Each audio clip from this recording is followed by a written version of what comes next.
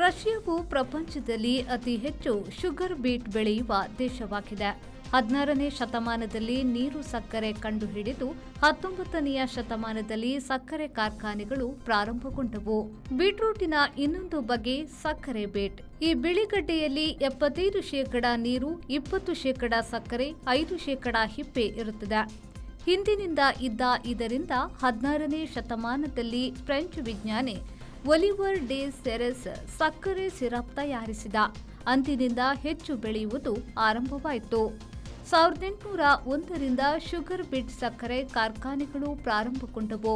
Russia 4.89 ಕೋಟಿ ton, France 3.15 ಕೋಟಿ ton, USA 2.96 ಕೋಟಿ ಟನ್, ಜರ್ಮನಿ 2.82 ಕೋಟಿ ಟನ್, ಟರ್ಕಿ 1.90 ಕೋಟಿ ಟನ್, ಪೋಲೆಂಡ್ 1.42 ಕೋಟಿ ಟನ್, ಈಜಿಪ್ಟ್ 1.36 ಕೋಟಿ ton, Ukraine 99 lakh ton, China 89 lakh ton, Netherlands 73 lakh ton ಹೆಚ್ಚು ಶುಗರ್ ಬೀಟ್ ಬೆಳೆಯುವ ದೇಶಗಳು.